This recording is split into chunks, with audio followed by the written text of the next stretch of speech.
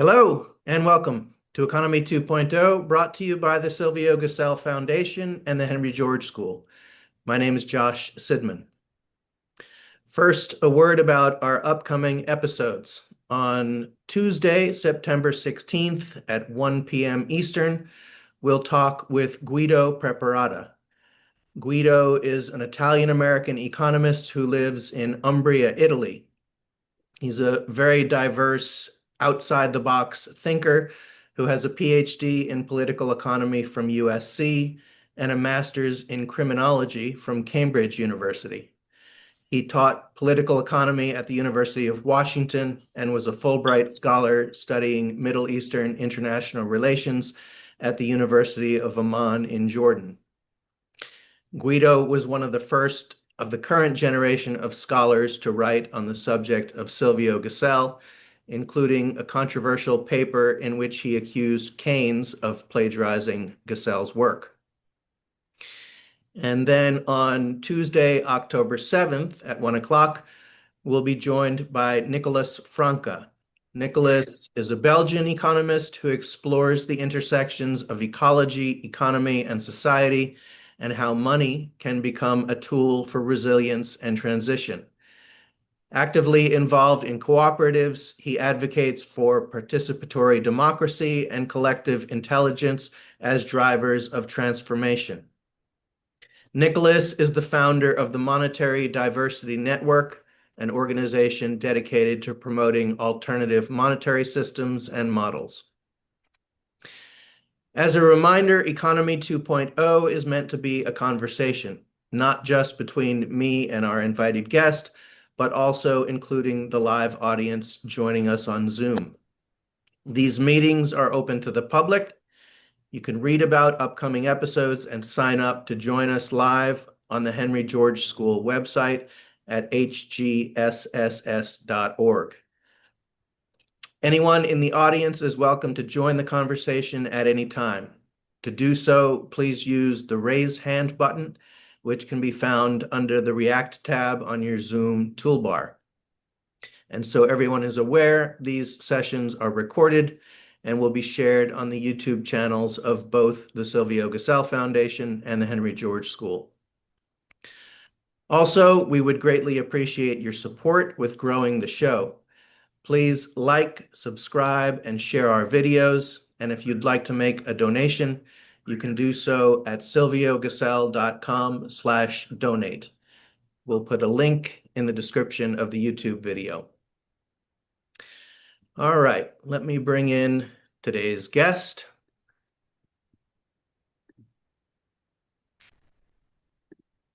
Felix Fuders joins us from Valdivia, Chile, where he is the director of the Economics Institute and the head of the Right Livelihood College at the Universidad Austral de Chile. He's also the chairman of the Natural Economic Order Foundation in Frankfurt, which is the principal organization in Germany dedicated to promoting the ideas of Silvio Gesell.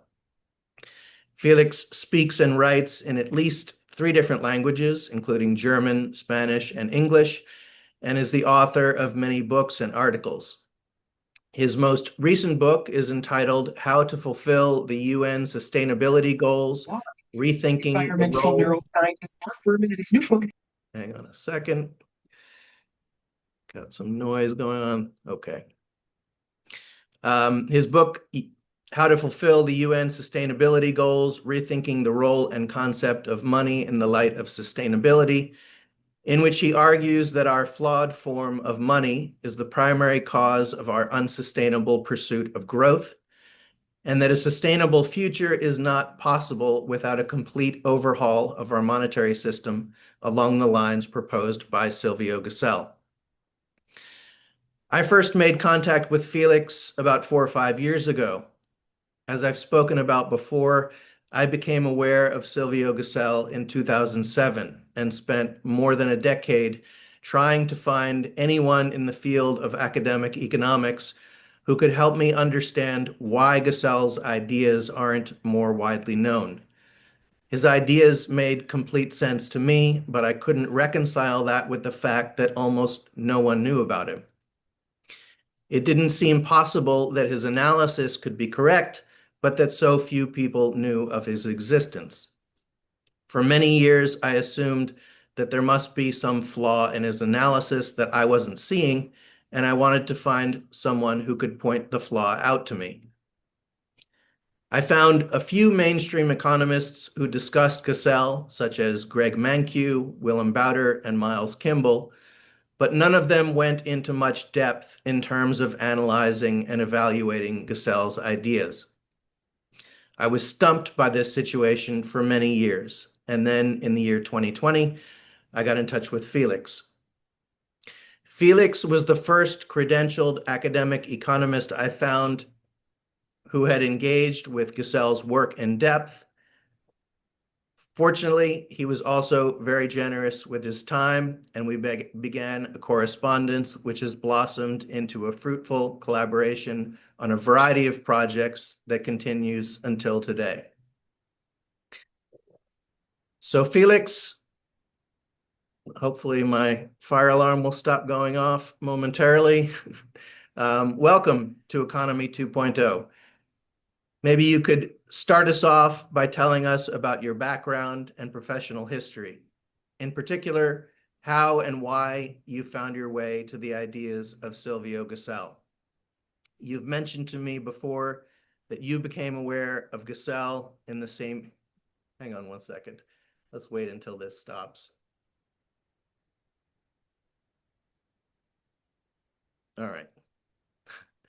You've mentioned to me before that you became aware of Gesell in the same year that I did, 2007.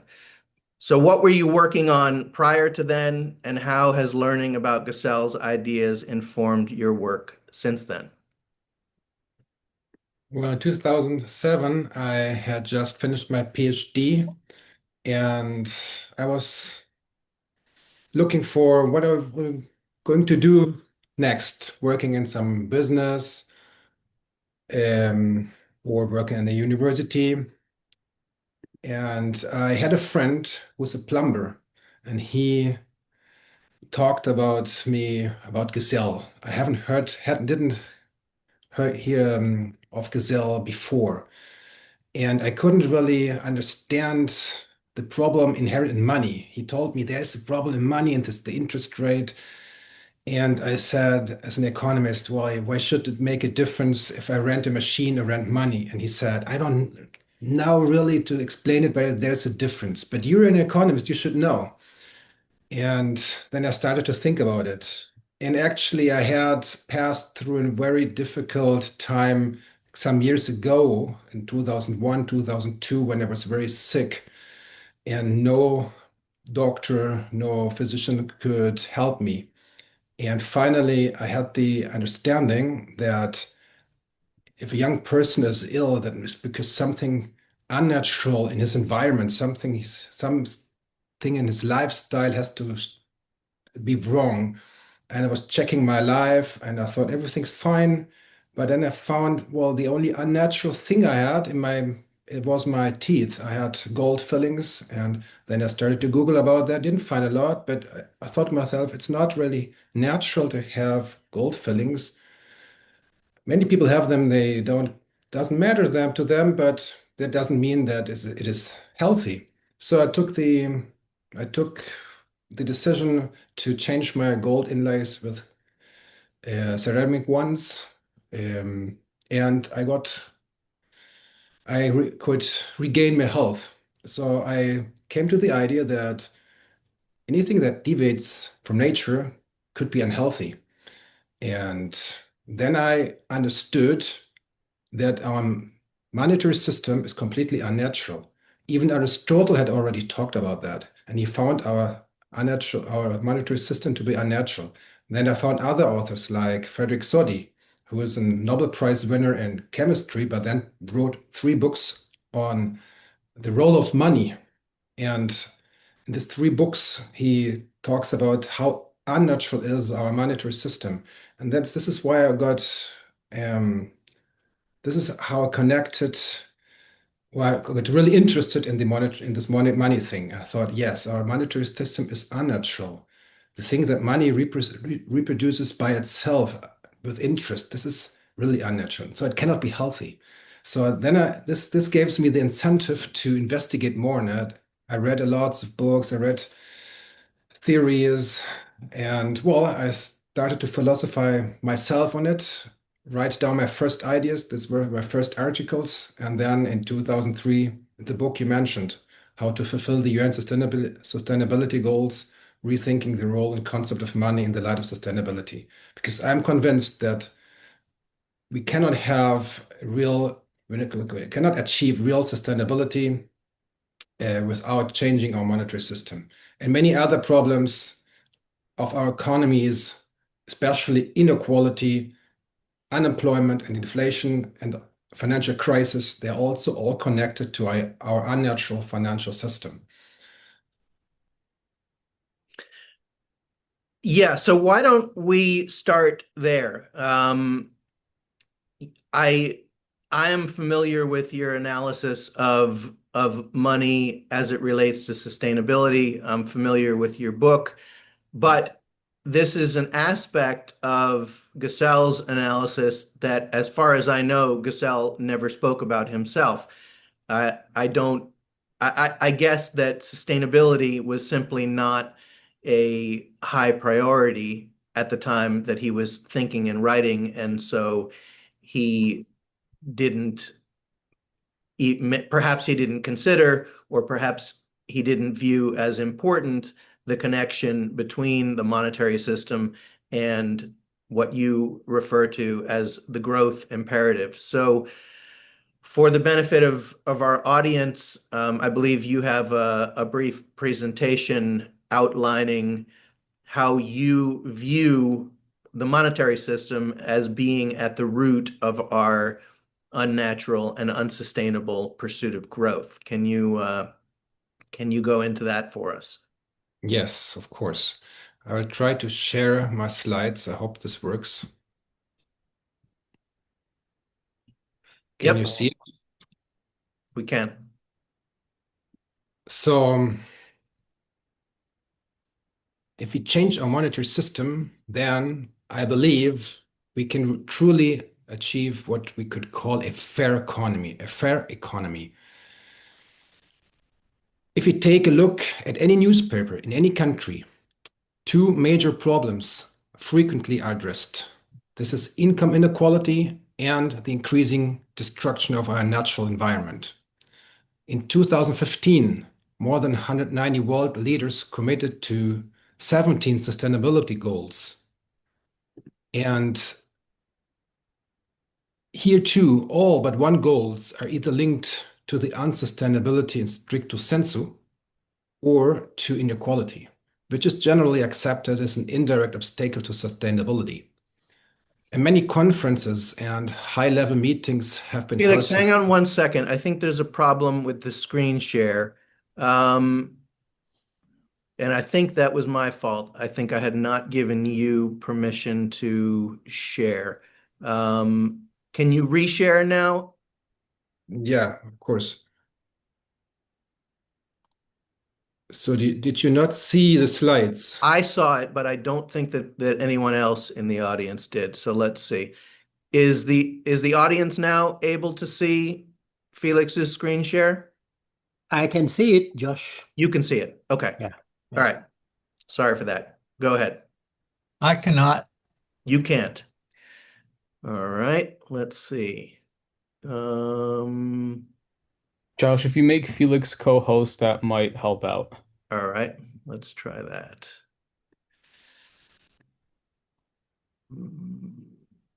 Make co-host. Confirm. All right. Try again, Felix.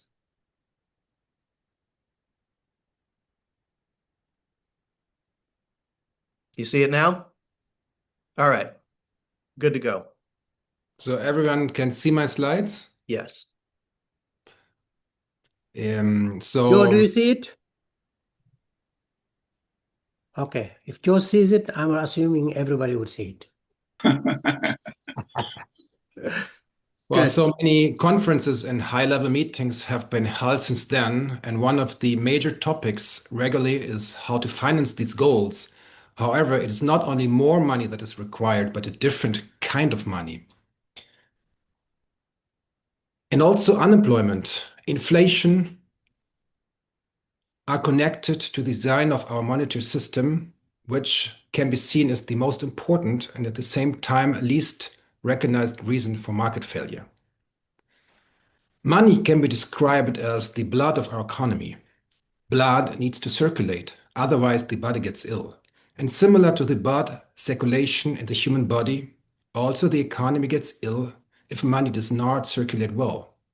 But because people tend to preserve what Keynes called the preference for liquidity, we like to save up money. The more, the better. Saving for the future is a natural behavior. Animals display the same behavior. For example, hamsters store food in their cheeks, beers in their belly.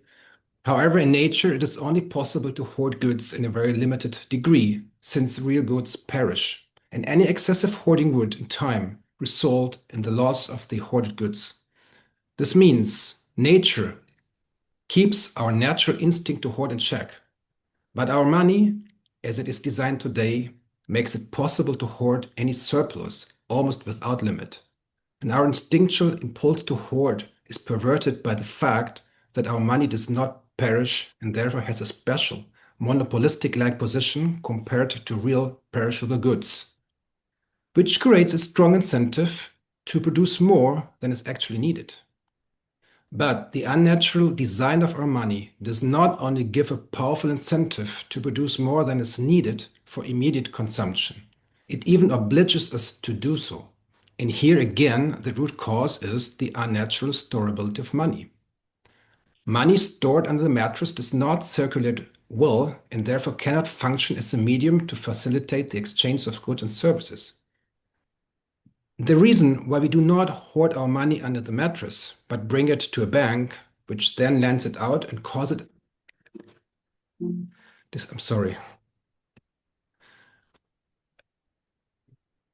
and then cause it as to circulate is the interest rate. Interest is a reward for parting with liquidity, creating an incentive to lend money out or to bring it to the bank, which then lends it out for us. If money could not be stored easily and almost without risk, holders of money would be unable to extract interest from borrowers. Seen in this light, interest results from a contradiction between money's two main functions. It is supposed to facilitate the exchange of goods and services, while at the same time it serves as a medium to store value. And to return to the previous metaphor, if money is the blood of the economy, then interest is the drug that makes the blood circulate. The drug is necessary since our money is born with a sort of genetic design flaw and does not circulate well by itself.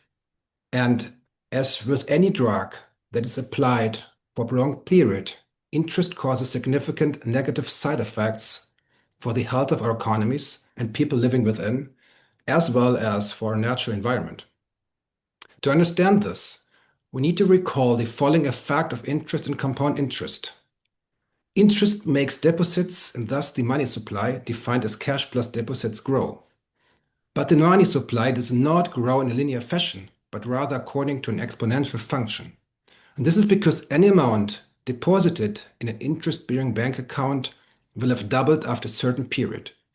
Any amount that doubles at regular intervals grows according to an exponential function, slowly at first, but then faster and faster.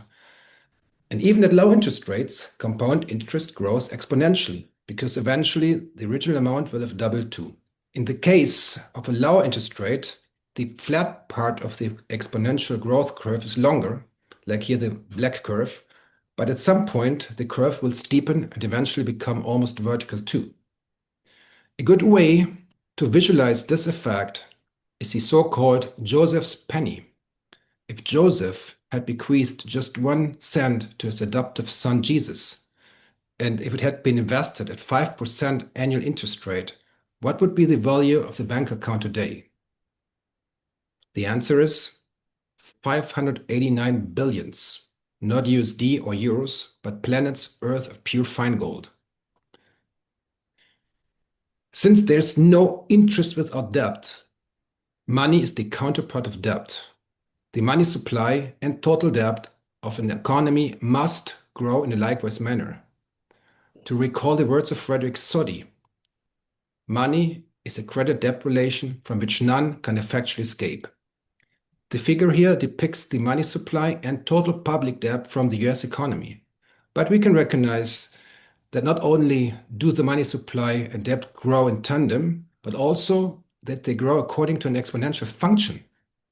And the same exponential growth of money supply and debt can be observed in every country on Earth over a sufficiently long period of time.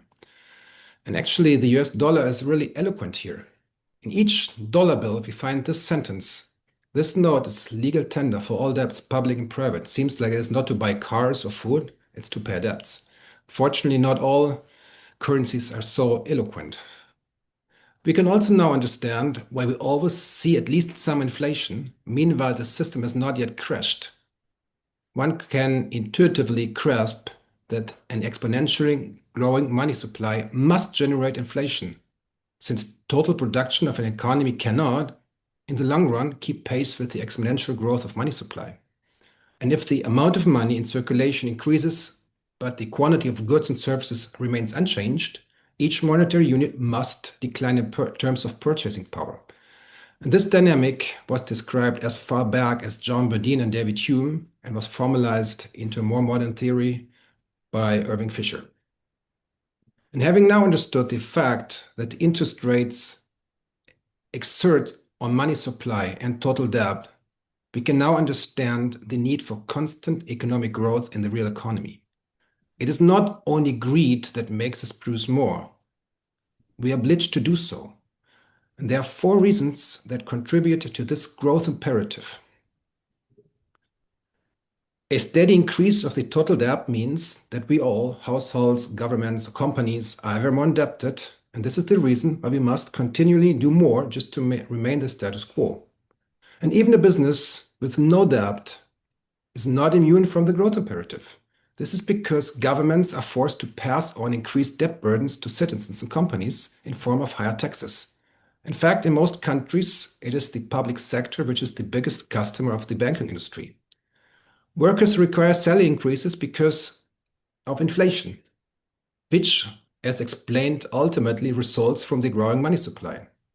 And inflation also affects the national budget, which is why governments are prone to increase taxes even in the absence of public debt. Now comes the most important point. Even those fortunate companies which have no debt, which do not suffer from government taxes, on whose workers do not ask for pay increases to keep up with inflation, are still not immune to the pressure to expand. And this is because interest is the opportunity cost of any productive investment. The interest rate that banks pay is the benchmark against which the success of any productive investment is measured. Any business that does not generate a profit at least as high as what the business owner could receive by depositing money in a bank account is economically unviable. Hence, interest is the rhythm to which the real productive economy must dance, and not just a fetish as some believe.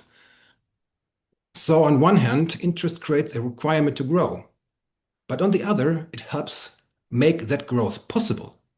That is to say, while we just had discussed the growth imperative from a microeconomic or supply side point of view, we can also explain the growth imperative from a macroeconomic or demand side point of view. According to conventional wisdom, lowering interest rate fosters economic growth and vice versa.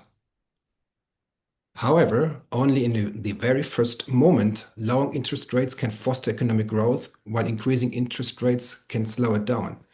In the medium and long run, the effect of the interest rate on the money supply works the other way around. And we see a clear positive correlation between interest rates, inflation, and GDP growth rates when looking at the history, for example, as the US economy. That the interest rate and the growth of the money supply, and with it aggregate demand and inflation, are necessarily positively correlated can be understood if we recall that money is the reward for parting with liquidity. The higher the interest rate, the higher the incentive to lend money out or to save it in a bank, which then lends it out for us. Hence, the higher the interest rate, the more easily money circulates in the economy and vice versa, which you can see in this figure. To come back to the above used metaphor of money as the blood of the economy, and interest is the drug that makes the blood circulate. So the more of the drug you apply, the more liquid will be the blood, and the better will be the circulation, and the stronger will be the side effects, such as inflation, price bubbles, and economic crisis.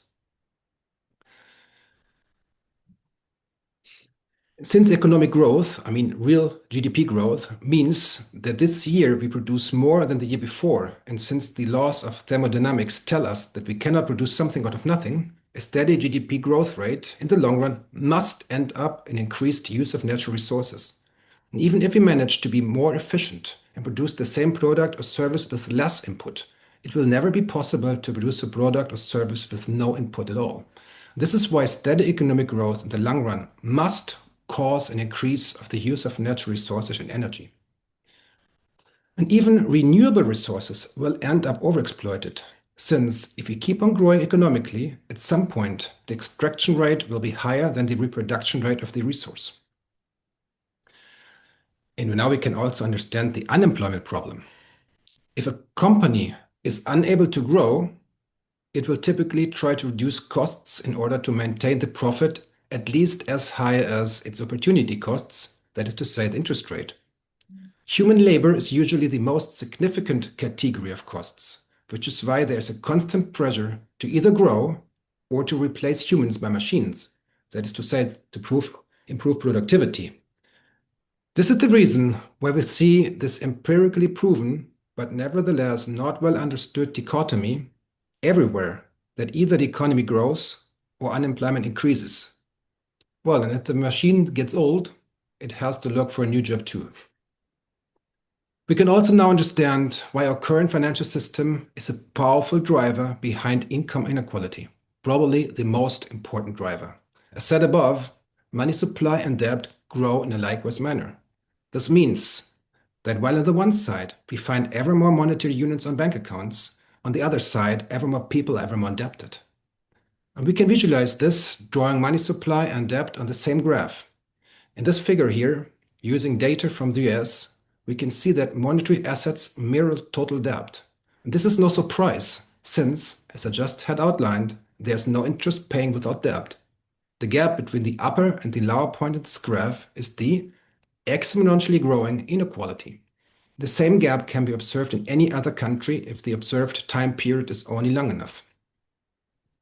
And it is not just inequality that grows exponentially and according to a mathematical function, but it can be characterized as an unjust inequality, because the one who receives interest does not get rich just thanks to his own effort, but because of the effort of those who borrow money, invest it productively, and pay the interest.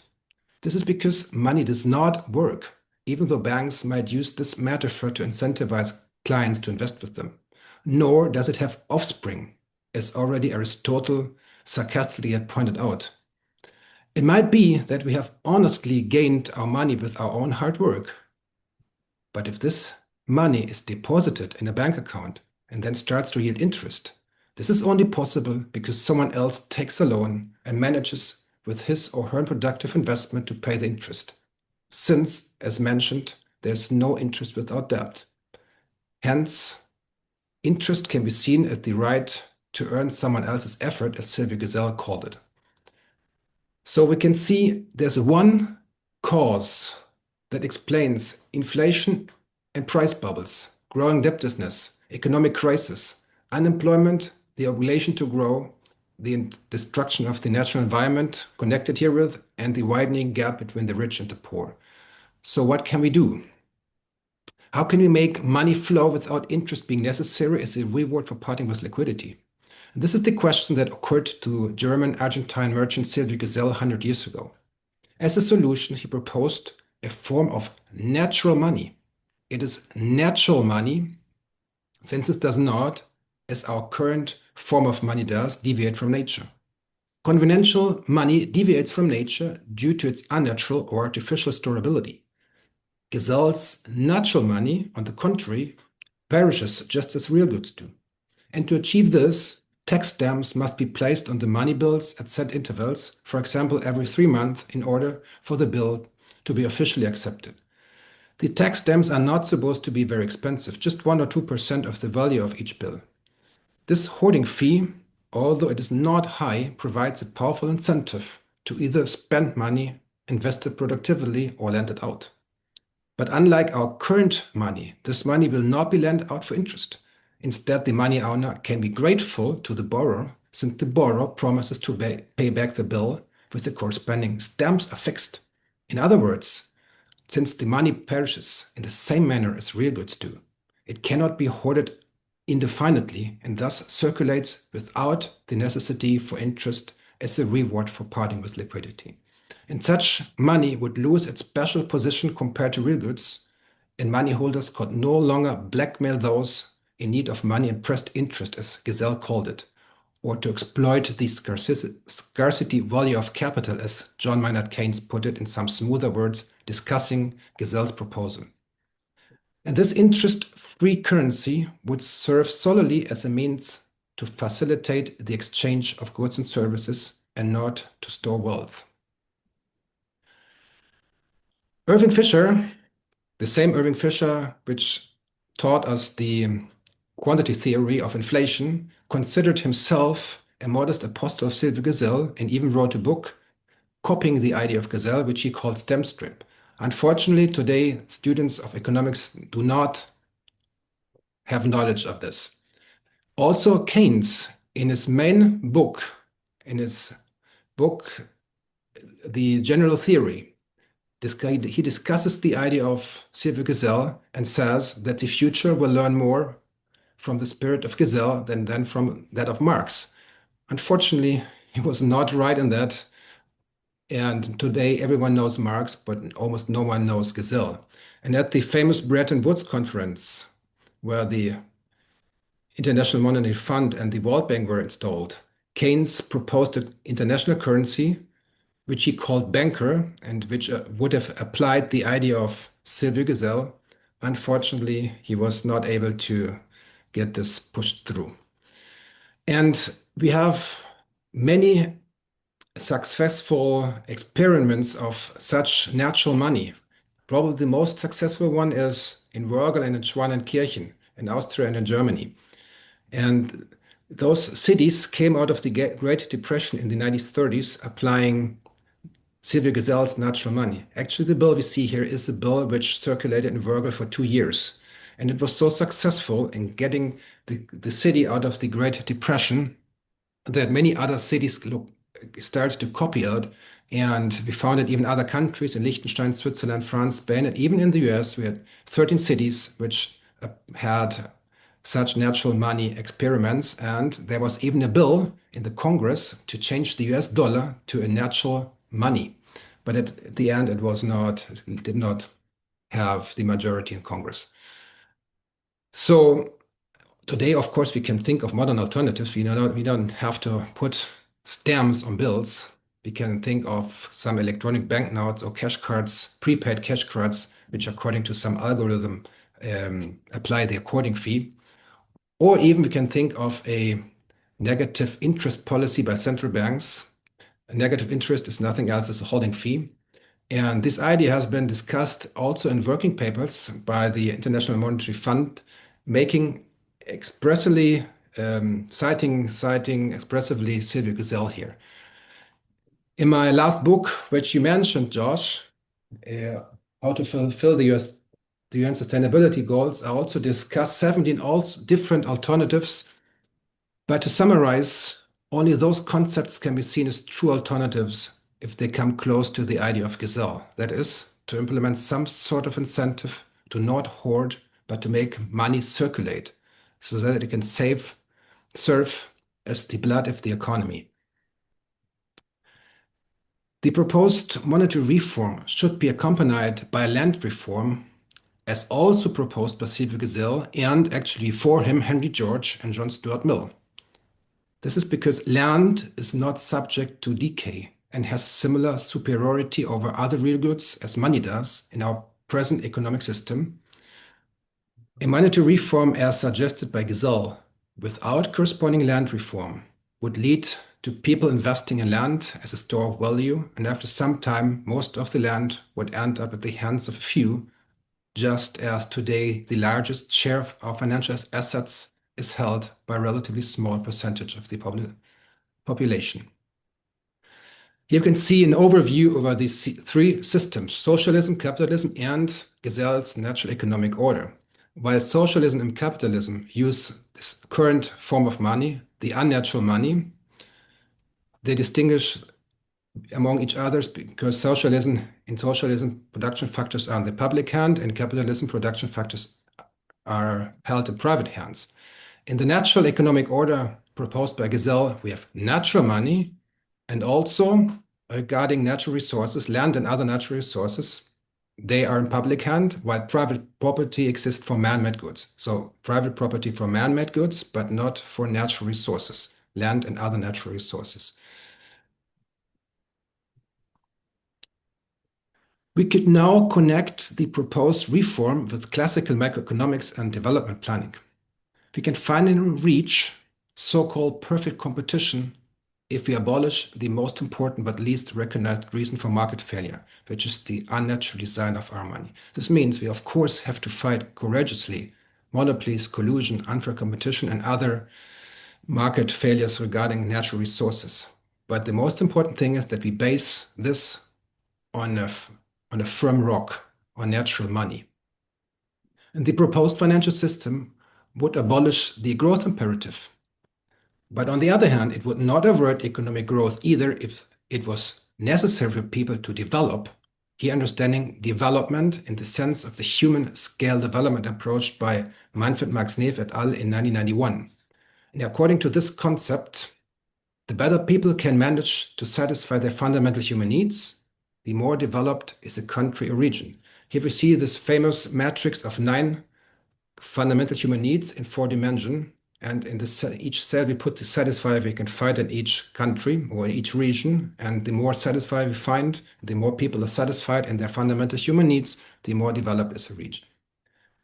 The roadmap towards more development requires more competition, not less.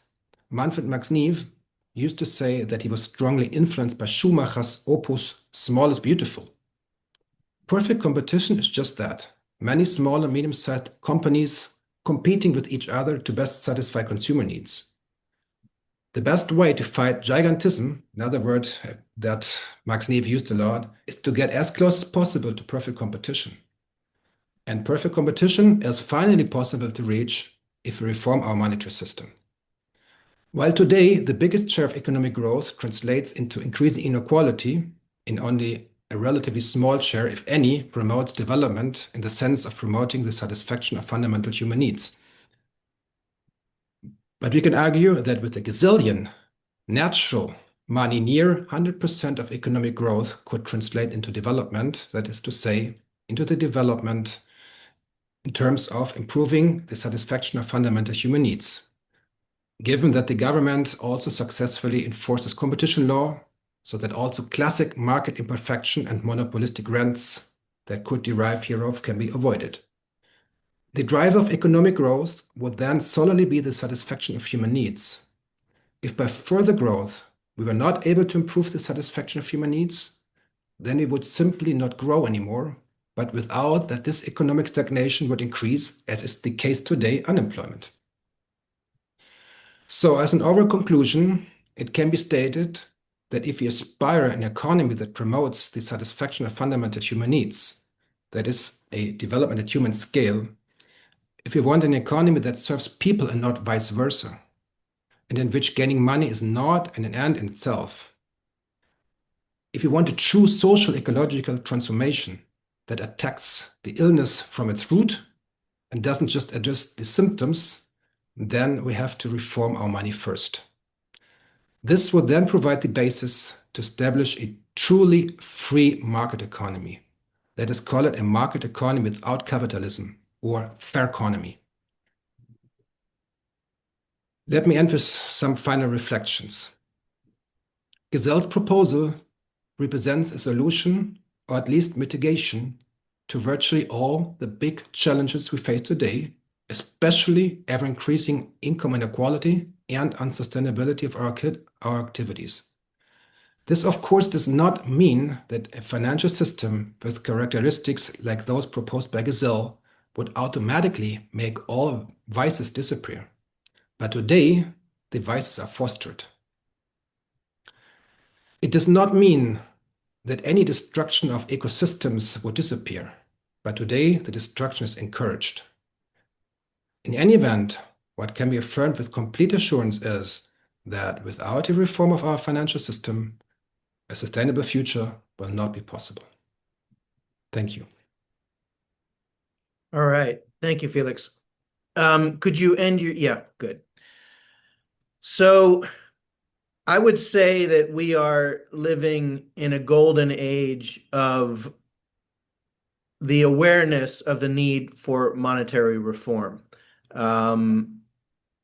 20, 30 years ago, I would say a negligible number of people was aware of how money even comes into existence. The fact that most money comes into existence through lending by private banks, that it is not the case that the government issues the vast majority of our money. And there's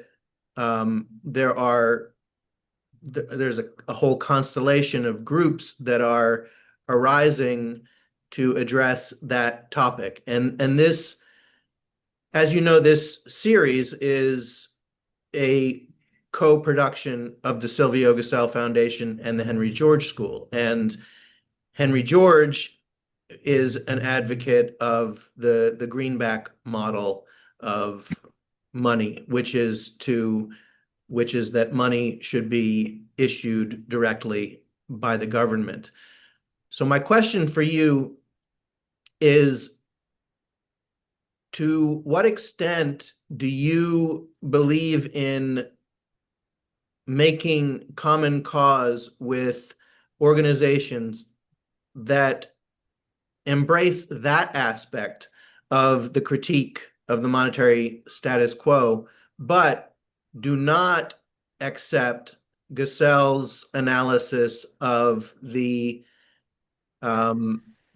inherent contradiction between money's functions as medium of exchange and store of value, and thus the need to break those two functions apart. In other words, to make money something that cannot be used as a store of wealth. Do you view it as a positive path forward to join forces with organizations that embrace part, but not all, of the Gesellian prescription for reforming money? I believe that joining forces is always good, as long as we make clear what are the differences. But a really joint force between Henry George and Silvio Gesell is the land reform. Also, Silvio Gesell was aware that we need a land reform. If we change our money in the way that it is not hoardable so easily, then most people would be, even more than today, likely to invest in real estate. And so in this sense, Henry George and Silvio Gesell go very well in one line. And also the fact that many Georgists, as you say, are also aware of a problem in our monetary system and say that government should issue money. So they also connect here with Gesell. So we have pretty many things in common, actually. But the most important thing, and most important problem, in my understanding, is the contradiction of the two main functions of money, that at the same time it should circulate, but at the same time we use it as a store of value. This cannot work. And this is where interest comes from. Interest is the reward for parting with liquidity. And this is while at the end, financial assets start growing and debt starts growing because there is no interest without debt. So both grow, and this is where income inequality comes from, and at the end also the obligation to ever grow. So the unsustainability and the inequality, I think this is the two most important problems in the world. They have to do with this contradiction of the two main functions of money. For sure. Agreed 100%. And the phenomenon of interest is at the heart of this issue. And I'll mention that we have an upcoming episode that Felix will be a part of, in which Felix, Willem Bouter, and Ahmed Anwar are going to have a roundtable conversation on the subject of interest. Because I would argue that if we don't view the subject of interest, if we don't come to a common understanding of the subject of interest, we cannot possibly agree on a solution to the problem. And I would say that's at the heart of the disconnect between Silvio Gesell and Henry George on the subject of money, because they did not agree on why interest exists. So my challenge as someone who has been given the opportunity to talk with and engage with the Georgist community, which is a wonderful opportunity for the Gesellian movement, because Henry George is far better known than Gesell, is that so far I have had limited success convincing Georgists of the Gesellian view of interest. And I have doubts about whether it would in fact be a positive development to adopt what you and I, Felix, as supporters of Gesell's view, would consider a partial but incomplete program of monetary reform. In other words, a nationalization of the money creation function, but without demurrage. Because I think, and I suspect that you think also, that would not solve the problems of increasing wealth inequality, of economic instability, of constant pursuit of growth.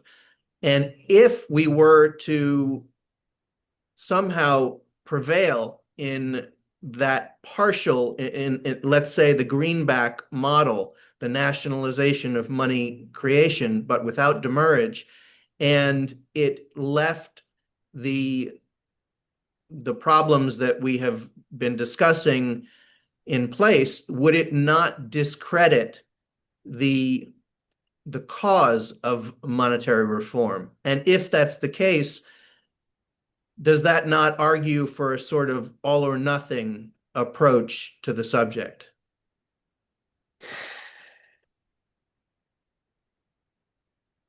Yeah, I see the problem you try to point out. Maybe that can happen, but I'm still a friend of united forces, and not to separate forces. Yeah, I know about myself that I tend to have an all or nothing mindset, and that can be counterproductive. And so I'm constantly asking myself, is my personality getting in the way of building fruitful alliances with people who share some, but not all, of the economic perspective to which I subscribe? Or is it a valid point that pursuing a partial but importantly incomplete program of reform could in fact discredit the whole idea of monetary reform? Yeah, actually, this is an important point. And also in INVO, in the foundation which I'm the president in Germany, which is the Foundation for Natural Economic Order. So, which the idea is to make known Gazelle's proposal. There are many people who are also a friend of a system which they called full reserve money, or which is 100% the 100% money proposal, and many believe then that this alone would cure all the problems. It does not.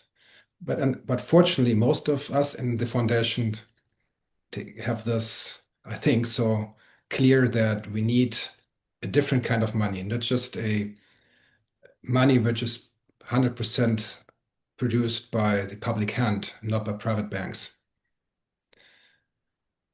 All right, well, we've got some hands raised, the first of which is someone who I've actually had the debate regarding incrementalism versus wholesale reform. Ed Dodson is a member of the faculty at the Henry George School. Let me bring him on screen. Well, Josh will be totally surprised that my comment is going to be totally unrelated to that particularly. I simply want to point out that in Henry George's writing on political economy, he always referred to interest as a tangible asset, a portion of the total wealth being produced, and the return to capital, to the owner of capital, to the capital good. So when George talks about that, he would bring up an example like this. I own an electric saw. You have a job of cutting wood. Right now, you only have a hand saw. So I agree to loan you my electric saw to do the work. When you use your hand saw in a given period of time, you could cut 50 boards. I loan you my electric saw in the same amount of time, you cut 100 boards. Is it not appropriate that when you return my electric saw to me, some portion of the 50 extra boards that you were able to cut should be returned to me as interest? And how do you then translate that relationship into a monetary relationship? That's the difficulty. Yes, and I'm going to toss this to Felix, but I will just point out that what you're describing is implies a theory of interest. You are implying the productivity theory of interest, and that is at odds with the Gazellian and later the Keynesian view of interest, which argue that interest is a consequence of money, not of capital. So let me. I was just going to say the way to get around that is what has been proposed by some Georgist economists, and that is scrap the term interest to describe what I described and call it capital yield. Then you can use the term interest for the monetary relationships. Let's throw it to Felix. Yeah, this is a problem which is maybe here. This is the core problem, which is why Sylvian Gazelle's economic theory is not really understood well in economics. The example you used is you talked about is chainsaw, right? And if the chainsaw gets better, you have more outcome. The chainsaw is capital. This is real capital. Money is not capital. Money is a medium to exchange to buy capital. Of course, you can rent a machine, and it is just that you receive a reward, which because the machine gets old, you have to maintain it, and you do not usufruct it by yourself. So you need a recompensation for that. But the same argument cannot be applied to money, because money is not a real product with intrinsic value, which usufruct you can postpone or argue that you're not using it. And it's not the same to rent a machine or to rent money. If you take the money, buy the machine, and then rent the machine, then it's just to receive a recompensation for that.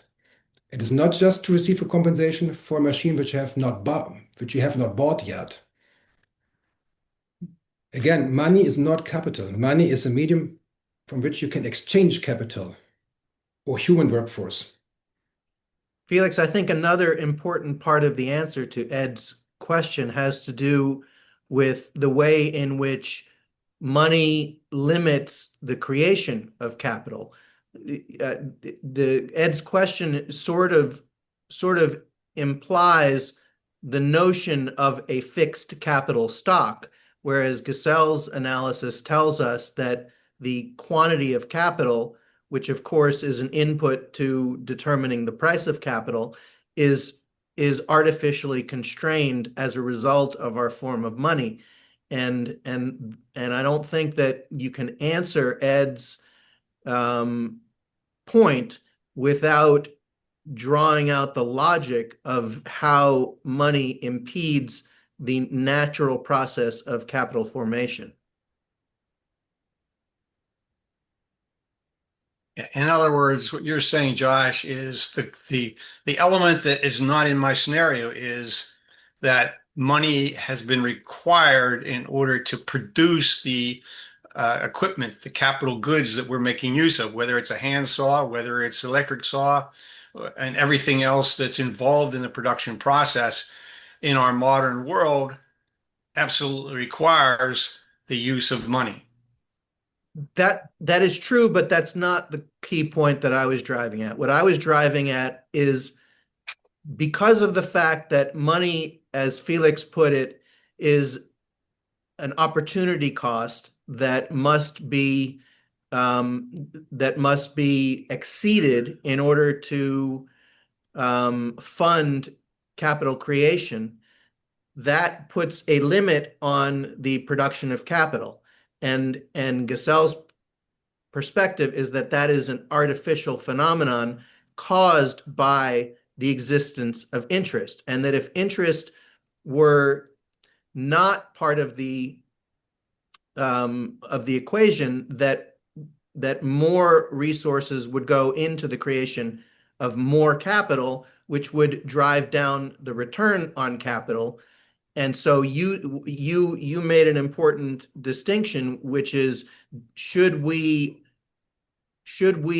change the terminology from interest to capital yield? Capital yield would change if the quantity of capital expanded. Felix, do you want to chime in on that? No disagreement. Of course, we need money to exchange to increase the exchanges of goods and services, and many increases in production and productivity are possible because we have money, and it would be very difficult to barter. And but this does not mean that interest has to exist. We could borrow money and lend money without interest. And in the Silvio-Gesellian money system, then this would the credits, the loans would work without interest. And even the increases in productivity of real capital would be better. There would be more increase of productivity than we see today if the loans were interest-free. All right, well, we've got a bunch of hands raised, so let's go to the next, which is Allison. Let me bring you on screen. Allison, go ahead. Okay. Shoot.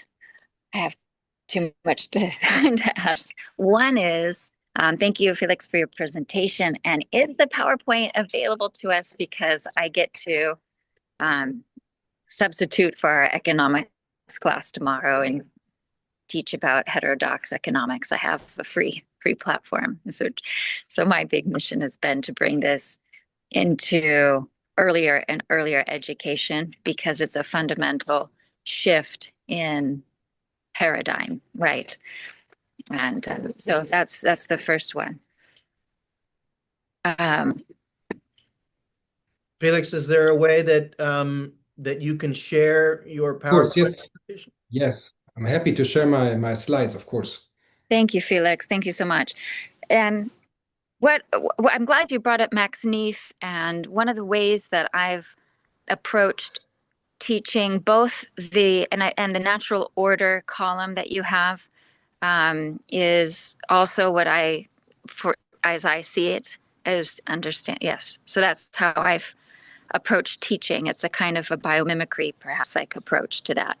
And looking at, but also with the human needs. And so I feel like addressing the human needs and recognizing at each step which economic strategy that's taking place is trying to address which human need. And when we do that, I think we open up more opportunities to design better strategies to assure that need. The need, of course, with the chainsaw example, I like that a lot. And I guess one of the things I imagine is ultimately that's just an agreement that's happening between these two parties. And the interest is one strategy for that agreement, but it's simply, I'm going to borrow this chainsaw, and in return, I'm going to soup it up, make it even better than it was before, make sure it's oiled and kept clean, kind of the Gazelle Robinson Crusoe model. It's better than just sitting in the shed rusting. And then afterwards, I return it to you with X amount of money. It's just an agreement for that particular use. Surely if he's producing that much more wood, he would buy his own chainsaw, right? And So also the chainsaw, if you rent a chainsaw, this is not interest. This is renting a machine. That's right. Exactly. It's very simple. It's to rent money. So I don't even, it was a little complicated, even the suggestion of capital, whatever.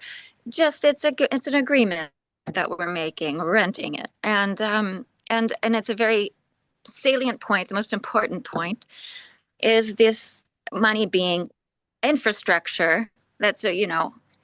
That is an accounting measure, simply an accounting measure upon who's doing what, when, and how. Where I think a lot of people get hung up is foreseeing the solutions when we've been taught, and it's ingrained in us that, and more and more, we're getting to see access to future security. So that I fear I'm going to talk too much, but in addition to Max Neef, there's another model of human need that's called salutogenesis. And there are 3 human needs that I think reflect very well, what money is doing, basically. It's the need to have meaning and purpose in life, or entrepreneurship, right? Recognizing value.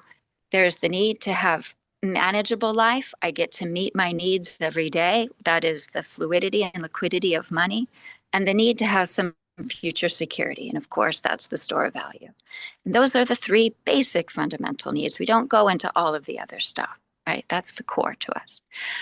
And so when it comes into that future security, it hits on an amygdala level, right? And so immediately there's a lot of resistance to a monetary design that is decreasing in value or government owning land when it's the closest access that any average individual has to assuring future security is the ownership of land. And I think addressing those things and showing, like I think the original Landlord's Game did very well, of showing how if we play along at these certain set of rules, we actually build up future security in a better way than we're doing now, as in the center of the Sustainable Development Goals, economic growth is the actual cause of all of the other problems around it that it's trying to address. And so I think my question is, how can we express to an audience,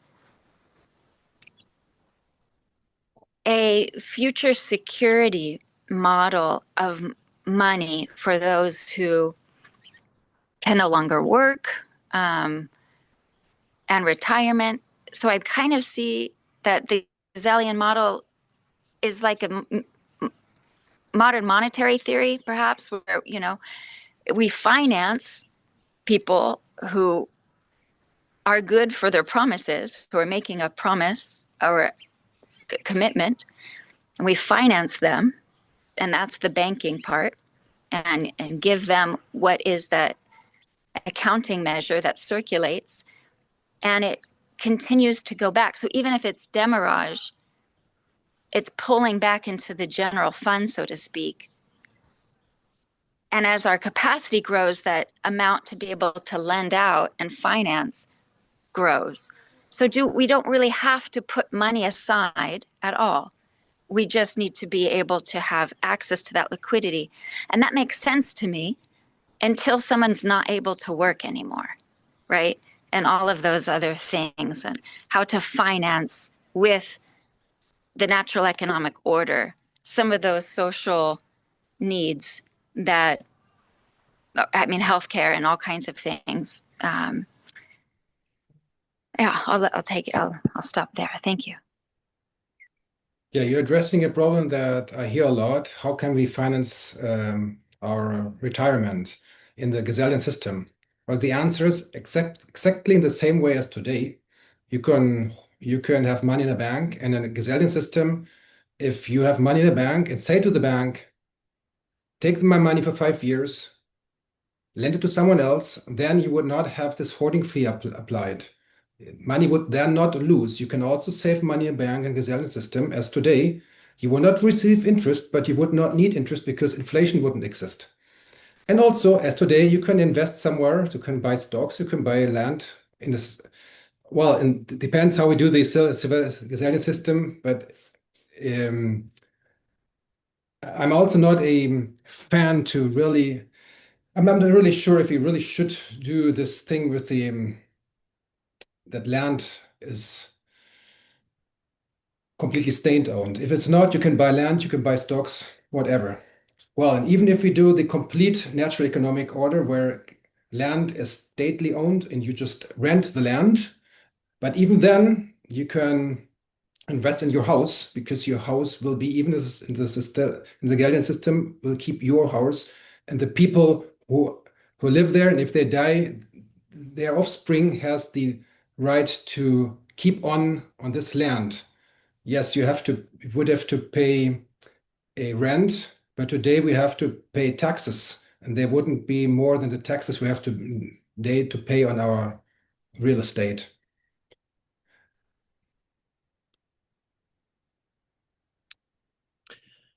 All right. We've got more hands, but before we bring in the next person, I'd like to respond also to something that Allison said, which I think related to the previous question, which has to do with the productivity theory of interest. Allison pointed out that the lender of the chainsaw benefits through lending because the alternative is that the chainsaw sits in the shed and rusts and loses value, and that by lending the chainsaw, that is a way of insulating the lender from the forces of nature, which apply to virtually all forms of real capital. So again, I think it is so important to engage with the productivity theory of interest that Ed voiced, because he's correct that the person who is in a position to provide labor with capital and thereby increase the productivity of labor is benefiting labor. But that's only half of the picture. The lender of the capital is also benefiting from that transaction. It's a win-win it's a win-win dynamic, and the productivity theory of interest only compensates one side of that win-win dynamic. It compensates the provider of capital, and it does not take into account that the owner of capital is also benefiting. And that's what Silvio Gasel's Robinson Crusoe story is designed to illustrate. Felix, do you want to Actually, comment on that? yeah, and renting these chainsaw against money, this is not interest, it's a rent for a real product. Interest is if you rent money, but here they rent a real product. This is not interest. This is all in all this theory, they confuse or mix up interest with real economic profits. Interest is if you gain money for lending money. This is the problem. The problem is not, no, it's not if you rent a chainsaw and receive money against it. This is not a moral problem, and it's also not an economic problem. Only one, from the one hand, flows the money to the person who rents the chainsaw. But interest makes deposits grow, and debt in likewise manner. New monetary units are produced by interest, because if interest is paid on some bank account, where does the money come from if the central bank has not produced more money? The answer is only from a new loan, which is also interest-bearing. Yeah. This is where both start growing, money supply and debt, and they start to decouple from the real economy. This is the problem. The problem is if you rent money against interest. The problem is not if you rent machines against money. All right. And this was not well distinguished, because in our economic theory, we mix up interest with capital. We define with capital gains. We define money as capital. Even today, if we talk of capital, we mean money. Capital is a production factor. Money is not a production factor. Money is a medium to buy a production factor. All right. Howard Switzer is up next. Howard, if you want to turn on your camera, I can add you to the screen. All right. There you go. Howard, go ahead. Right. Well, I have a slightly different take on the rent. Because and I understand your arguments, which I think are also true and important. So I suppose two things can be true at once. But interest is built into rent in this current system. A fellow German, Margaret Kennedy, did the research. Yes. And came up that on average, 50% of the prices we pay for all the goods and services is interest. And so if you're renting, there's interest built into that, embedded into that cost. Now, even a person who lends his chainsaw out, he may want to ask for enough to cover maintenance on the use of it. But there's also that other factor of just relationship, community relationship, and wanting to make everybody, everything work good. There's that aspect to it. But I also wanted to talk about the banks, how in monetary reform, we're saying that the banks can still exist. They just can't create money. They have to lend money that's already been issued into the economy by the government, and for public purpose, for the common good, not into speculation and all that kind of stuff.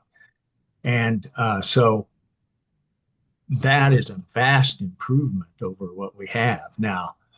Of course, we have these huge accumulations of money, which is power, to deal with still. And I see demurrage as a next step to say, okay, this is how we battle with that. And if we can include that all in one thing, that's pretty good, because that's a question I get about monetary reform. How are we going to deal with the current accumulations of money? And so I think we've touched on the two most important principles. It has to be publicly issued, and it should be a better circulation medium by adding demurrage. So I didn't really have a question. I just had those comments. Thank you. All right. Thanks, Howard. If I can, before the next question, I want to read a quick passage from Gesell that I think is key to understanding this point that is, in my opinion, so critical and so hard to wrap your head around, which is the connection between money and capital. So let me just quickly read this passage. Gesell writes, "So-called real capital is therefore anything rather than real. Money alone is true real capital, basic capital. All other capital objects are completely dependent upon the characteristics of the existing form of money. They are its creatures. They received the title of nobility, the title of capital from money. Deprive money of the privilege of forbidding the workers to build new houses. Tear down the barrier raised by money between the workers and real capital, and the supply of such things will increase until they lose the characteristics of capital." That passage, to me, encapsulates the connection between money and capital, and the reason why capital yield, the concept of capital yield that Ed shared, does not fully address the point, because the supply and demand of capital would be fundamentally different with a natural form of money. And so as Gesell tells us, that capital yield, if money was no longer an artificial barrier to the natural creation of capital, then the capital yield and interest would both decline toward or all the way to zero. Felix, do you want to comment on that before we go on to our next question? If the money was naturally not storable, automatically the interest would decline to zero. Yes. And capital Knut yield Wicksell- also would decline, because the supply of capital would increase, driving down the return on capital. At least we would not have this obligation to grow anymore. And since no one wants to move if it doesn't have to move. We're not trying to grow because we're greedy, because we have this opportunity costs behind us. Interest is the opportunity cost of any productive investment. This is why we have to at least as fast as interest growth in the same rhythm. If interest is on zero, we would not have this obligation to grow. And since we are lazy, we will not grow anymore. Today, this is not possible. Today, in today's world, we do not grow, we will produce unemployment. This is because we have to yield at least a profit which would gain on a bank account, right? And if we cannot grow, then we have to save up costs somewhere else. And usually, human workforce is the most important cost category. Today, in today's world, if we do not grow, we will cause unemployment. But in a Gesellian monetary system, where interest goes to zero because money is not storable, we would not have this pressure to grow or to save up costs somewhere else. That means we would not grow anymore. At least not if we are already well off. Maybe in some countries where people lack the satisfaction of fundamental human needs, yeah, they might grow because they need to produce more products to be able to fulfill the fundamental human needs. But if we already have fulfilled them, then there would be no need to grow. In today's economy, everyone has to grow. Even countries like the US or European countries where people live well, we have to grow. Otherwise, they will produce unemployment. And this dichotomy to either grow or otherwise we see unemployment comes from our interest rate, interest on money, which is the benchmark against which each productive investment has to be measured. So if this goes to zero, yes, then probably capital returns would also come close to zero. But because we have not this pressure to grow anymore. All right, next question. Let's bring in the money apprentice. What is your name, sir? You're muted. We can't hear you. Okay, I thought you did that. Okay. First of all, thank you very much. Henry George School, Felix, Josh, very, very important, interesting points that we're talking about here now. Trying to advance to a new monetary system. That's how I look at it. So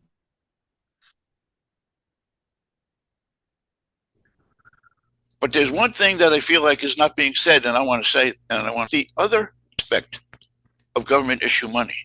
When government issues money, it's permanent money. Greenbacks were permanent. They stayed in circulation until Bill Clinton, said you can't renew them anymore. So all that money that was created as greenbacks, that 450 million, stayed in circulation throughout the economy for all those years. It was all there. It was $1 every day. Okay. So the difference between private debt-based bank issued money and public debt-free issue of permanent money cannot be overstated. So when we think about money, we have to think about it in terms of what happens if you have permanent money.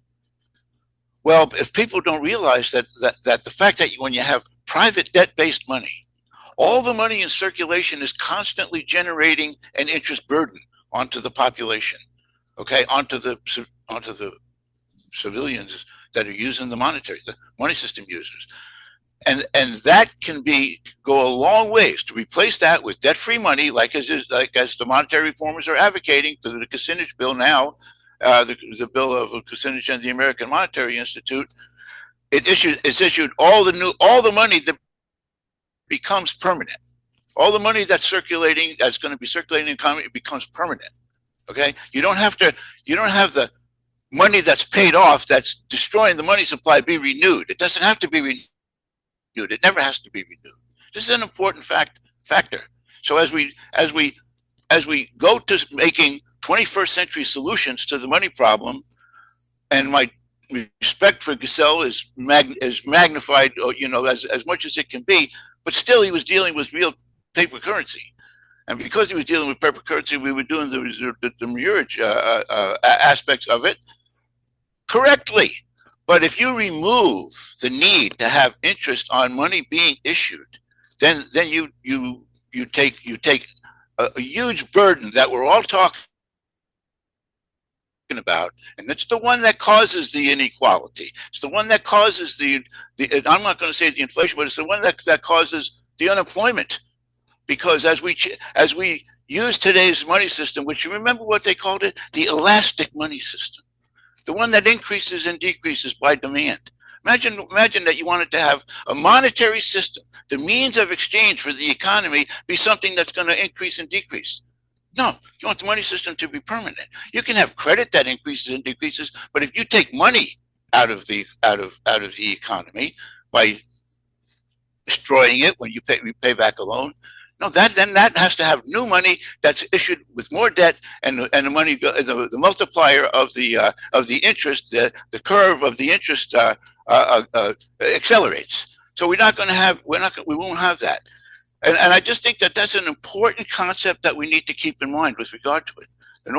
As we try to strive for a new monetary system, to me, the most important thing is a permanent money system, and a permanent money system that's issued debt-free, so that all money that's circulating in the economy does not have any interest associated with it. However, when that money becomes credit, when that money becomes the money that the banks are going to now be able to lend out, as Fisher was saying, then that money will be lent out at interest, but the incentive for interest Okay, the incentive for interest is going to go from up here, where it's in the hands of the financialists and the speculators. It's going to come down here to the people who are going to be putting their money in banks that are going to be lending according to their policy beliefs. Okay, so we have to think of these things as with new ways of looking at it, not just the demurrage aspect of it. And how do you do demurrage when you have permanent money that's issued by the government without any debt? I think that's an important concept to keep in mind. Now, the last thing that I want to mention, because we talk about sustainability and how important that is to everybody, and I totally agree. Of course, I was a member of the International Institute for Ecological Economics for 12 years.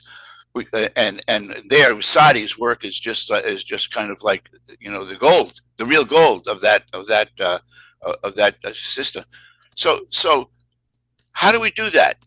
Well, I have here, you know, everybody knows For the Common Good, which was Daly's publication, but it wasn't until the second printing that he got to add his afterword. Yeah, Is afterward. Money, debt, and wealth. There's no money, debt, and wealth anywhere in an economic model that anybody learns in school. Okay? When we talk about the fact that we don't learn about money in school, we don't learn about money and debt and wealth and the interactions there. But if you read this paper introduces the importance of really the work of Sadi and the introduction of ecological economics to the work that we have to also keep in mind. So with that, what I'm going to say is we need new ways of assuring that we do away with the inequality, that we do away with the unsustainability, new ways of doing that are beyond what some of the things that we're talking about today. And I thank you very much for everybody for their contributions here. Sorry for taking so long. Over. I'd like to comment on the permanent money point, which I think is a very critical point, but I'd like to let Felix go first in response to that. Felix? Yeah. Even if the government produced the money and not the banks, if the money is hoardable, then it would not circulate well in the economy. Interest will still exist. The problems will not disappear. And if the government lends money without interest, then they would have to do that constantly. People would hoard their money under the mattress, not flow. The government constantly would have to issue more money to compensate for people hoarding money under the mattress, and we will have a huge money supply, this time not created by interest. But Totally false. Totally false. I'll do that personally with Felix. I'd like to approach this personally with Felix. It's okay. Sure. Let me respond to the point about permanent money, because I think that gets to the heart of the issue here. You pointed out that greenbacks were issued in the mid-1800s and existed 100 years later. Did a single piece of productive capital that was produced in the mid-1800s still exist in the mid-1900s? Probably not. And it is that disconnect between the nature of money and the nature of capital which is the heart of the problem. If money is meant to be a neutral medium for the exchange of real wealth, then it needs to share the same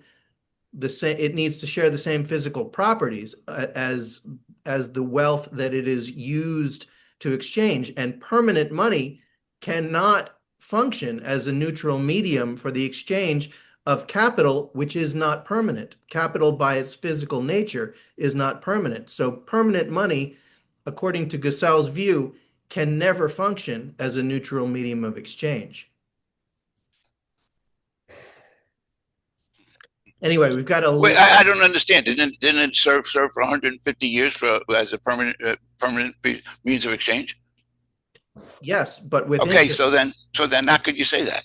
Because it was functioning as a medium of exchange, but not as a neutral medium of exchange. It is the non-neutrality is what gives rise to interest, and interest is what causes wealth to flow in a pathological way. Maybe you can see it this way. There is no such thing as positive money, as some believe. Money, if I put it in a bank account, even if we came back to gold coins, if I put it in a bank account, for me, it is an asset, for the bank as a liability.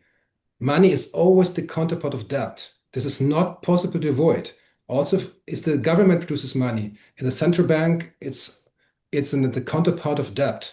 The If central I have bank money is government. and put it on a bank account, it's for me an asset. For the bank, it's a liability. The problem is not that money is the counterpart of debt. This is not possible to avoid. The problem is that both increase because of interest, and interest exists because it's hoardable.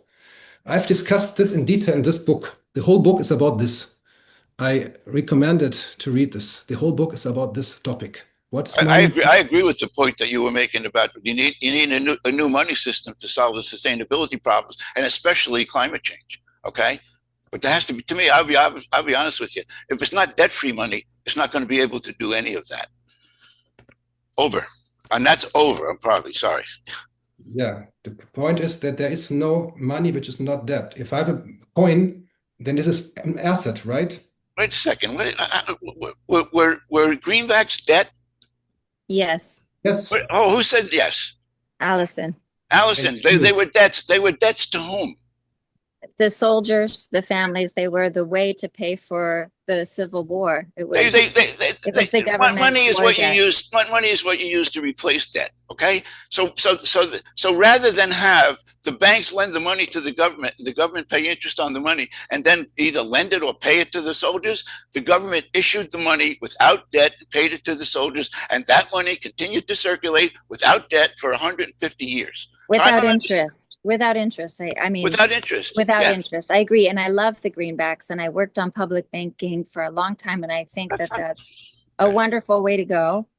I think that one of the things I didn't mention, sorry to jump in, is just a monetary ecosystem, because I think it is valuable to have a yes, and there could be different types of money growing and spreading around in different ways.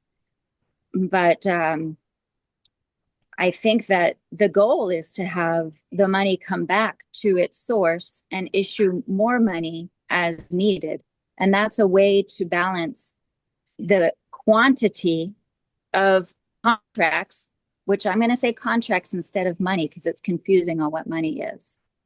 So, so the quantity of these accountability contracts circulating that match the goods and services needed in the community.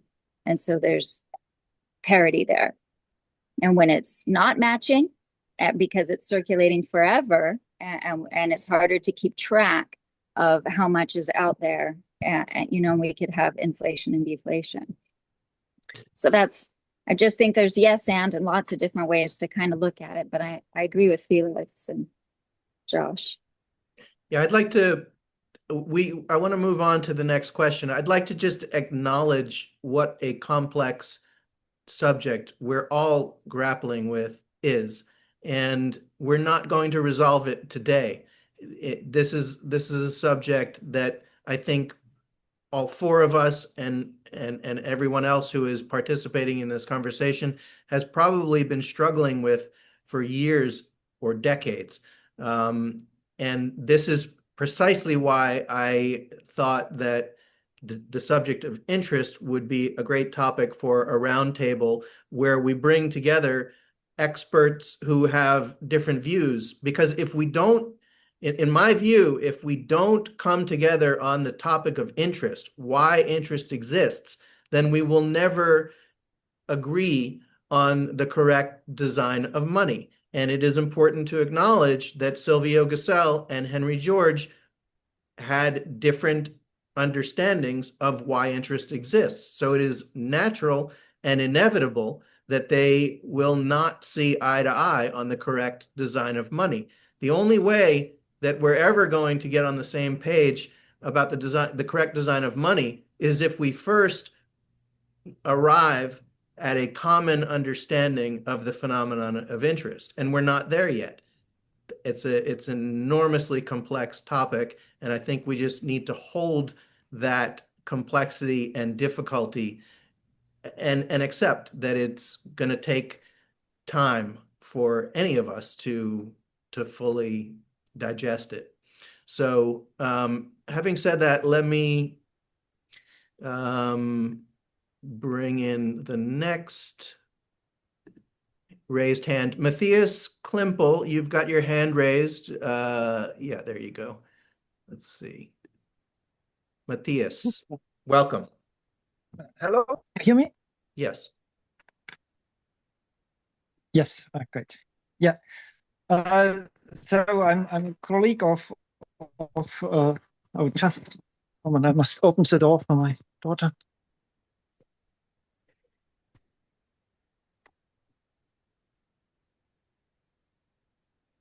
Yeah, I'm a colleague of Felix from Invo. I'm also on the Invo board, so as the vice CEO. And yeah, I want come back to the example with the chainsaw, and I find it a very interesting example, since I feel that it's intended to justify interest stemming from the real capital. In fact, this example has parallels to Gesell's explanation of the interest as a pure monetary phenomenon. So if you have on the one side the chainsaw, you can ask not only if it's okay to lease or rent the chainsaw, it's a question, how huge is the lease rate? Is it enough to replace the appreciation and the risk premium and the wage of the borrower, yeah? Or takes it all the products the other is producing with it? It's a huge difference to take all the added value or only the replacement cost. And the example of the chainsaw, this example did not address this question. How huge is the lease rate? Is it at maximum? So the borrower of the chainsaw, all added value belongs to me, then I can just say it's exploitation. Or is it for free? And even the replacement costs are not paid. So the lease rate is zero. Then the borrower bears cost. It's a reverse exploitation. The leasing of the chainsaw without any compensation is exploitation from the other side. So if the market economy works well, so we have to address who belongs to land and so on, but you have the compensation, or the market should tend, if it works well, the market, in theory, to equal wages or respectively to the labor done, and so includes a risk premium, but it's not an outcome of an efficient market. That the whole added value is taken on by the owner of the chainsaw. So this example leaves a huge range with the question, how huge is the compensation for the chainsaw? What's the lease rate? And if you look at Gesell's explanation for the interest, and from my point of view, the most not only important chapter, but it's just some sentences of Gesell's work, which are the most important, and I add, are even not understood within the Gesellian community. And it's possible so to think about this for more than years. It is in the famous fifth part, in part 5.2. In English, it's called the basic interest, and it's not at the beginning. Yeah, some sites down.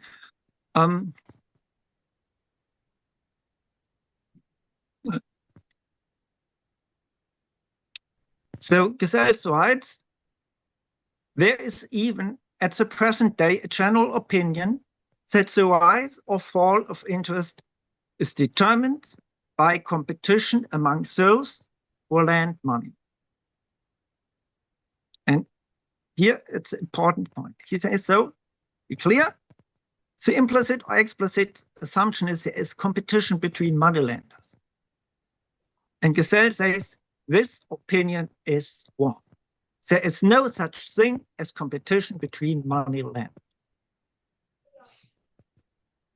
He makes up and he explains that competition is here an impossibility. If the money offered or loaned by capitalists is drawn from the existing circulation. So he has a model in mind of a constant amount of money, which is not like our monetary system looks, but which is necessary to understand the nature of money. You can't start with a complicated monetary system today without having an idea how it works in a more simple way. You have to understand, or you can only understand the monetary system with the central bank function today. From my point of view, if you look at Gesell's model with a constant money, then you can only understand what central banks really do. The central bank really does. And so he has in mind for his general approach a constant sum of money. Yeah. So if the money offered for loan by capitalists is drawn from the existing circulation, the capitalists, by lending this money, merely fills the holes they have dug by withdrawing it. 10, 100, or 1,000 moneylenders mean 10, 100, or 1,000 holes dug by these moneylenders in the path that money has to pursue. The greater the amount of money, of loan money offered, the greater are these holes. It's very difficult to understand, and it's worth thinking about, and it's theoretically, because you have to abstract from the current system where the central bank provides an infinity elasticity of money, only depending on the interest rate. But you can only understand what central banks are doing if you understand the sentence. And it explains not only the interest, it explains also the power of the central banks today. If you look at the facts, no private bank really influences interest rates. The central banks are setting the interest rates and influence them. And it's just because of this argument Gesell provides. And you can see on this example, yeah, if you have a chainsaw which can be reproduced, the lease rate will tend to the production costs plus risk premium. If you think in this world in this theoretically world of the constant money, you see there is no reproduction, there is no competition between moneylenders. The interest rates raises up to the top. So, to speak in the neo-Ricardian view, it's a maximum profit possible, which is the first point of truth. What money is doing is to say, without my money, you can barter. If I provide you money, you don't need to barter. You can use money. You are more efficient in the exchange process. So give me the whole added value, money, in form of reducing transaction costs, in form of avoiding barter. Yeah, this advantage of money, pay me for that. And I get the most of it. That you are so Gesell is much more than just say there's a liquidity premium, which is a small part of the theory. The main part is that the interest is a result of money reducing transaction cost, avoiding barter. That money use is more efficient than barter, and the moneylender can come and say, "Pay me for that. I take the added value of that." so to my pocket. And this is so it's not really simple, but this is an analytical breakdown of the Gesellian theory. And if you look at this, you will see, oh, it's the same structure as the differential rent of Ricardo or Henry George. It's an application of the differential rent theory or approach. It's a special form of the different rent. So Gesell is in effect just an extension of the differential rent thinking to the monetary system, not just for land and resources, but also for such limited things as money. I know it's complicated, and I just can propose, look at this article and try to understand what wants he to say. But it's not easy because you have to assume something, so the constant amount of money, which is not given today. But I can say you can only understand the money, the elasticity of money implicit now in systems, which is a political decision, and elasticity only due to the central banks. All talk about private banks, but they do not influence interest rates, only central banks. And here's this is so. All right. Thank you, Matthias. Felix, do you want to comment before I move on to the next question? Yes, thank you, Matthias, for your explanation. But to resume it, the interest comes from the hoardability of money as a reward for parting with liquidity, as Keynes called it. And Gesell called it the basic interest, which exists there because the money is hoardable and not because of market constellations. This is all a great commercial for our future roundtable on interest, which I will mention the date of. That's going to be on October 21st. As I've mentioned, that will be with Felix, Willem Bouter, and Ahmed Anwar to continue hashing out this fascinating and critically important subject. All right. Ed Dodson is coming back for round two. Well, Josh, was so long ago, my immediate reason for raising my hand again was to respond to your comment about what I said, but now I can't remember exactly what your comment was. Although, what I wanted to say was, I think that the relationship between capital yield and the scenario that I painted is a little bit more nuanced than you seem to think. And the reason I say that is because there's depreciation in use and there is depreciation with non-use. And for different types of assets, the rate of depreciation is much greater for non-use than use. Things wear out faster from non-use. Now we're getting into this world where we have capital goods that are producing capital goods without any new infusion of very much labor. So robots producing capital goods, and then other robots producing or repairing the robots that are producing the capital goods. So one of the things that the previous speaker mentioned was that the competitive markets will determine what the appropriate capital yield will be. And then the producer of the capital good will have to determine, is what the market is going to offer me as a yield for my efforts worth me to produce things. And I just wonder what the future is going to look like with that scenario and how the Gesellian solution to the money problem will affect that particular set of circumstances. Felix, got anything? Again, there's this thing we have to define what is money and what is capital. Money is not a production factor. The I once heard a similar explanation of the problem as you said with the chainsaw.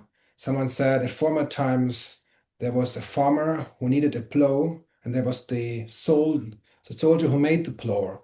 And so they agreed upon the farmer rented the plow from the soldier who made the plow, and he paid him with potatoes he got out of his uh, plants. He planted potatoes and then he paid him with potatoes, or sold the potatoes and the money he gave to the soldier for renting him, leasing him the plow. So the argument was in the former times also interest existed. And thanks to the interest, they could interchange and both were able to gain something. But the thing is, it was not interest, it was renting or leasing a real good.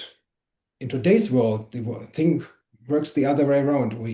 You have to first go to the bank, lease money, and with the money, you can lease the plow. In today's world, you pay twice. You pay the lease of the plow and the lease of the money. And this is actually a thing which Saint Thomas Aquino had already discussed about. And we don't see this because we define money as capital. And so we compare real economic gains with gains from money lending. And we have to clearly define or distinguish these two things. And then things come more clear.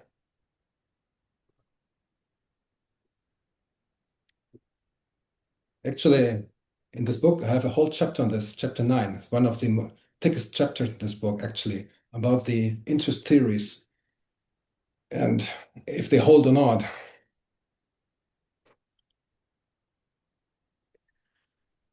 Ed, anything further? I don't, not at this point.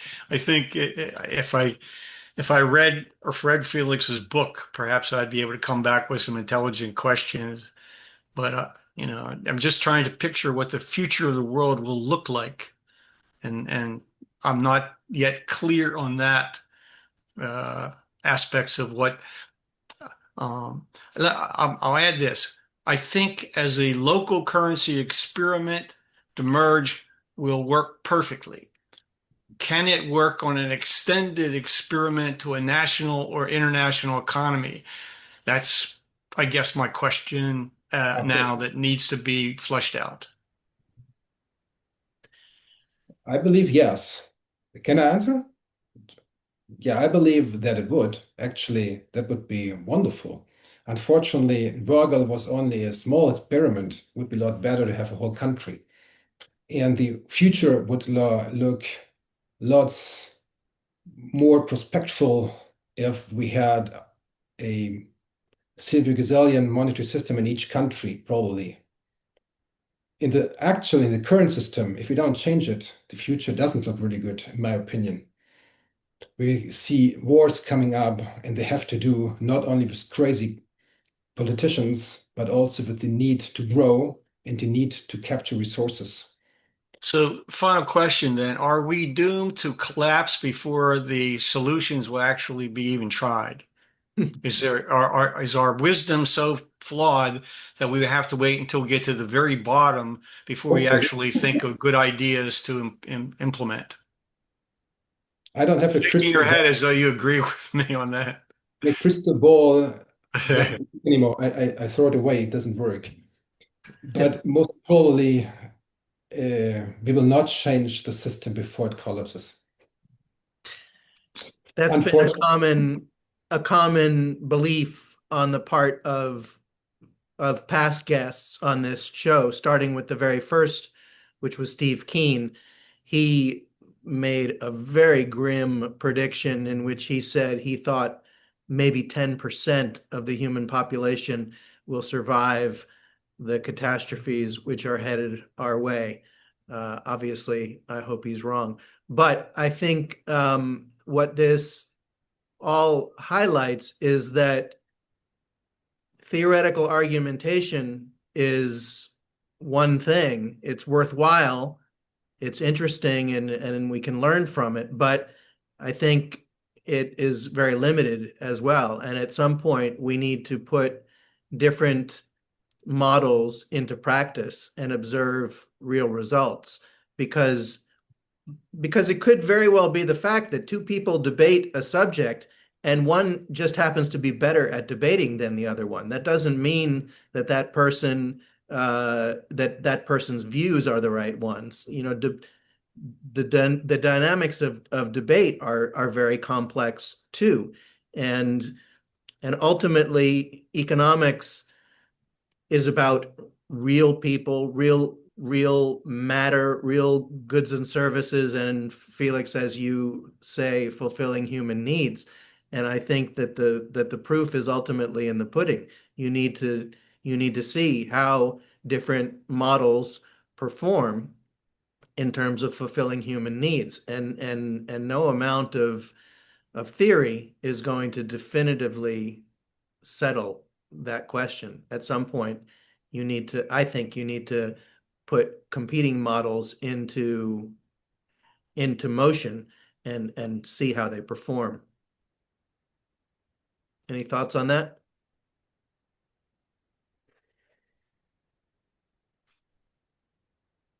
No? All right. Well, that just about brings us up to the 2-hour mark. There's a lot that we didn't even get a chance to discuss, and that's fine. I don't view the purpose of Economy 2.0 to settle any questions in a 2-hour time frame. Rather, I view Felix as someone who has been introduced into the conversation today. He will be back with us on October 21st as a part of the roundtable.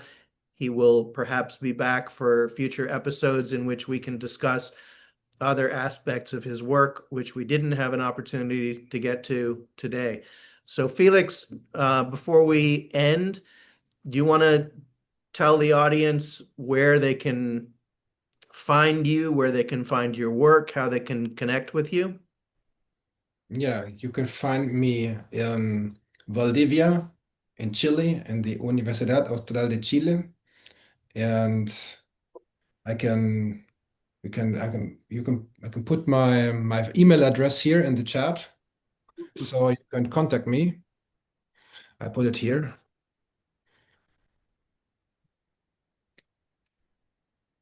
And Also, Felix, you can send me any links that you want to your book, to your university, to your website, and I will put them in the description section of the YouTube video. yes, and if you Google me, you can find my webpage, fuders.cl, and you could find any of my publications, my books and papers accessible there. Thank All you right. very much for your time. I was happy to be here with you. Thank you. All right. Thank you so much, Felix. And we will see you again at the roundtable episode on October 21st. And thanks to everyone for joining us. We will see you in a couple of weeks. Josh, if you don't mind, I'd like to make an announcement to invite everyone who attended today. Our classes are resuming from this week, and we will have Marty Rowland on Ranche Capitalism. We have another one upcoming next week with Dan Sullivan on Henry George on the free trade question. He calls it Prosperity Without Tariffs. Please enroll and join us. All right. That's Ibrahim Madrami, the educational director of the Henry George School. All right. Thanks, everyone. Have a good day. You.